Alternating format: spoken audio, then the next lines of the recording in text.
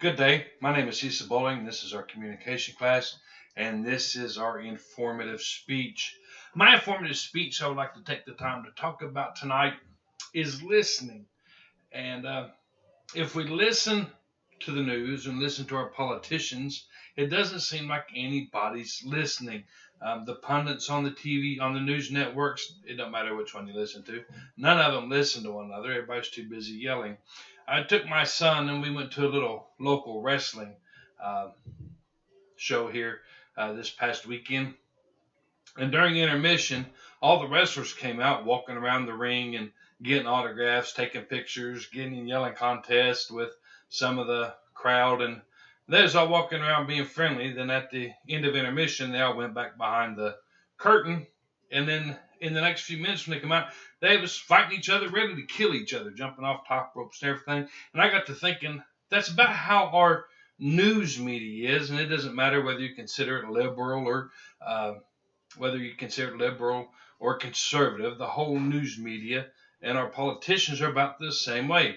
I've listened to enough of them on news to find out that a lot of our politicians, even if they're on different side of the aisle, once they're done promoting their agenda, they're real good friends behind the scenes. And it got me to thinking, it got me to wondering exactly what is going on.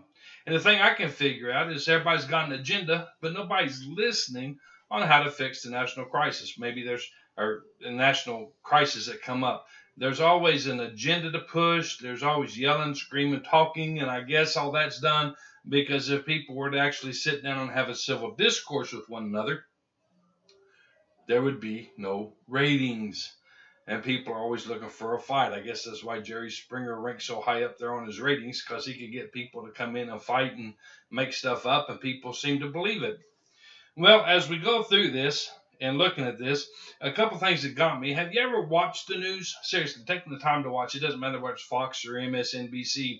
They get the pundits on there, and they've all got, it don't matter which side, they all have an agenda to push, and nobody's really sitting down talking anything out. And it kind of bothers me because if this is what's going on there and people are watching this filth, is anybody really talking about the issues?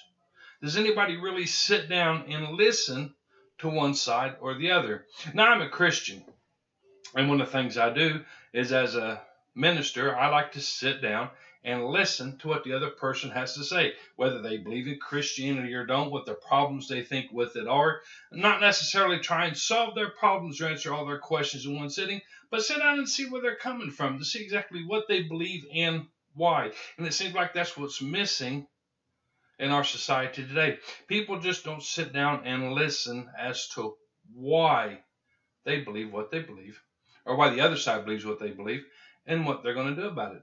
We can't find ways in order to work together. And then when you listen to the politicians are on the same way. They all have their agenda that they're pushing. They don't listen to the other side. And as I was reading in the book today, and in the chapter, especially chapter 7 on listening, it seems to me that seems to be a very lost concept or art here in the United States. It did push that people are pushed or want to go into public speaking. Everybody wants to hear themselves, but nobody wants to listen to the other side. I think it's time that we stop for a minute, listen to one another, find out where the other sides are coming from, and do something about the problem instead of always saying it's the other guy's fault. Just something to think about. And if it is just for ratings and for yellings, then we're not going to get anything accomplished anyway. We're not going to listen to one side, and we're not going to listen to the other. It seems like people have to say that it's one way or the other. It's this way or that way. It's my way or the highway, instead of sitting down talking about it. And this happens in marriages. It's either one side or the other. People want their own agenda. And I believe it's being pushed on us that it has to be one way or the other, and there is no middle ground. I'm a firm believer that there is middle ground, that there is a way in between the left way and the right way, and a way that we can come to terms and come to agreement. Are we going to make everybody happy? No. But there is ways to sit down and have a national discourse without continually yelling at everybody and thinking that's the way we solve our problems. Yelling didn't solve anything. sent down and talking does. Thank you very much.